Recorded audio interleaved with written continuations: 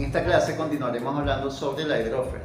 Haremos énfasis en las propiedades del agua de los mares y de los océanos, como la salinidad, la densidad, la temperatura, y sobre todo también estudiaremos lo relacionado a los problemas ambientales asociados a la hidrósfera.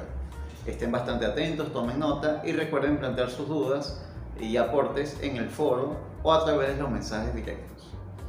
Tenemos también otros conceptos que son adecuados al agua de los mares y de los océanos, como la salinidad.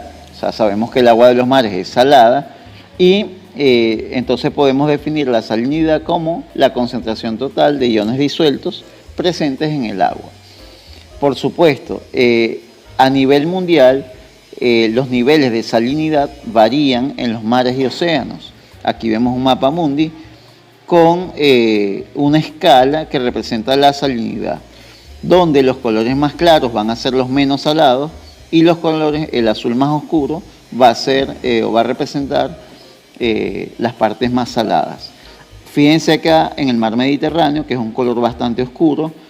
Este es muy salado, ya que este mar no tiene prácticamente una salida de gran tamaño hacia los demás océanos ni mares.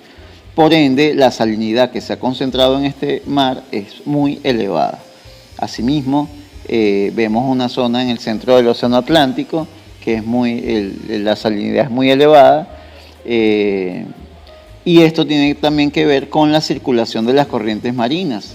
En estas zonas que vemos con más salinidad es porque no pertenecen o no están en el centro de una corriente marina como tal. Entonces el agua circula menos y tiene la salinidad se sigue concentrando.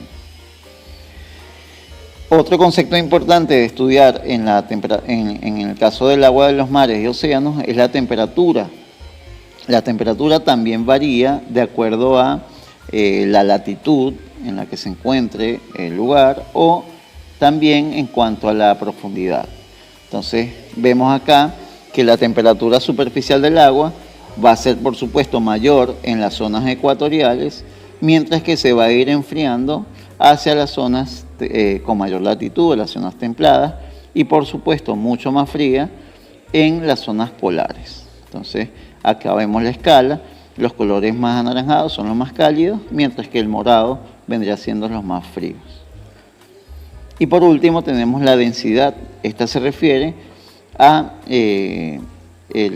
la relación que existe entre la masa del agua y el volumen que ocupa. Entonces vemos cómo el principal factor que influye en la densidad del agua va a ser la temperatura. Acá tenemos cómo la densidad va disminuyendo en la medida que la temperatura va aumentando. Por ende, entonces, en las zonas ecuatoriales donde hay más temperatura, la densidad es menor.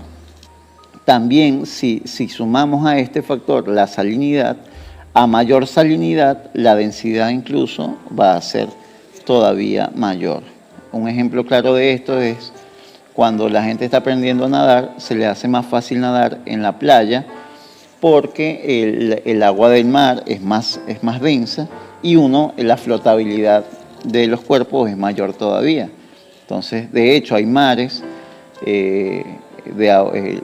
o lagos de agua salada donde la salinidad es tan alta que es muy fácil flotar, prácticamente es imposible hundirse. Entonces, en los mares, la composición del agua vendría siendo principalmente, saben que el agua es H2O, ¿verdad? Hidrógeno y oxígeno, pero en el caso de los mares podemos encontrar disuelto cloruro de sodio, cloruro de magnesio, sulfato de calcio, sulfato de potasio, carbonato de calcio y bromuro de magnesio.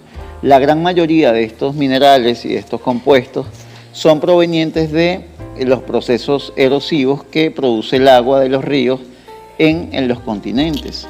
Recuerden que los océanos se formaron hace millones de años y este proceso continuo de arrastre de los materiales meteorizados y erosionados va generando que en el mar o en el agua del mar hayan minerales de este tipo. Asimismo ocurre con la salinidad. O sea, la sal de los mares proviene principalmente de ese arrastre continuo que ha tenido o que han tenido los ríos sobre los continentes.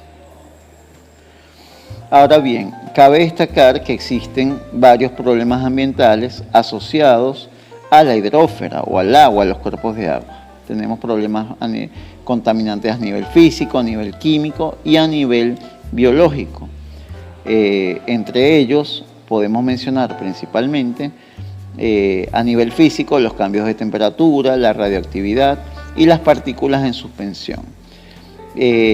Los cambios de temperatura se dan principalmente en las zonas cercanas a fuentes nucleares o a plantas nucleares y también a plantas hidroeléctricas. El agua que pasa por las turbinas, por ejemplo, de una planta hidroeléctrica, una vez que esa agua sale y es reencauzada hacia el río, la temperatura va a ser menor y esto provoca un cambio en los patrones normales de ese río y por ende afecta a la flora y a la fauna.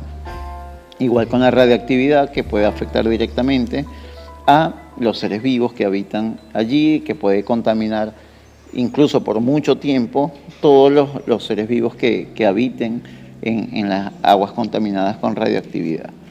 Y también partículas en suspensión que pueden ser provenientes de la basura y de la descomposición de cualquier elemento contaminante que haya en ese cuerpo de agua.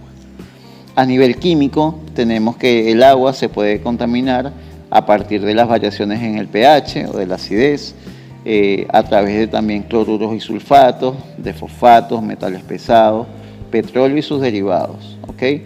Generalmente estos compuestos químicos son arrojados al agua directamente a través de los residuos industriales o también indirectamente a través de la basura o a través de pesticidas, de agroquímicos, de fertilizantes que se usan en la agricultura, y cuando llueve el agua o la lluvia arrastra esos compuestos químicos hasta el agua, generando dicha contaminación a nivel químico. Y también a nivel biológico pueden ocurrir problemas o contaminación, ya que la materia orgánica en algunos casos, donde las aguas son sobre todo estancadas, no hay un equilibrio en esa producción de materia orgánica o acumulación de materia orgánica, generando problemas a nivel de eutroficación, en la cual la laguna puede secarse o llenarse completamente de residuos orgánicos. También a veces microorganismos que se convierten en agentes contaminantes o incluso especies de flora o de fauna que son externas y que son introducidas en un cuerpo de agua, y estas empiezan a competir con las especies que son propias, generando el desplazamiento de estas. Algunas cifras relevantes a nivel mundial referidas al agua, tenemos acá este gráfico. Tenemos la producción de agua o el consumo de agua a nivel de cada año, expresado en kilómetros cúbicos, y vemos acá como la industria, realmente el grueso de este consumo viene a partir de la agricultura. Fíjense que toda esta parte vendría siendo lo que consume la producción agrícola. Tenemos también la producción industrial, consume un nivel importante, y finalmente los municipios ya para lo que llamaríamos el consumo humano directo o consumo doméstico o uso doméstico. Entonces es una cifra relevante, ya que sabemos también que muchas partes a nivel mundial carecen de este recurso y que en muchos países la mayor parte del agua, como vemos, va destinada a la agricultura. Acá vemos una infografía que muestra algunas cifras importantes. Les invito a revisar cada una de estas y a reflexionar sobre cada una de estas. Desde hace muchos años o algunas décadas se viene haciendo una campaña a nivel mundial sobre el uso racional del agua. Esto debido a que, si bien es cierto, en el caso de Venezuela tenemos una gran cantidad de recursos hídricos, hay muchos otros países que carecen de estos y que cuyas consecuencias de carecer del agua son nefastos. Esto se refleja en cantidad de muertes, en enfermedades anuales. Entonces hay que reflexionar sobre el uso del agua, sobre el despilfarro del agua como tal, ya que es un recurso limitado y que a pesar de que haya un ciclo hidrológico que mantenga un balance en la cantidad de agua, si contaminamos los ríos, si destruimos las cuencas hidrográficas, seguramente nos va a afectar. Aunado a esto, si le sumamos o relacionamos lo que es el ciclo del agua con el cambio climático, vemos como ya en algunos sitios donde llovía en cierta temporada, ya no está lloviendo, y en otros sitios donde no llovía, ahora está lloviendo más de la cantidad normal, generando también inundaciones y otros problemas. Así que el tema del agua es un tema que hay que reflexionar y tener en cuenta en todos los aspectos. Con esto finalizamos la clase referida a la hidrósfera. Espero que haya sido de su agrado y nos vemos en una próxima ocasión.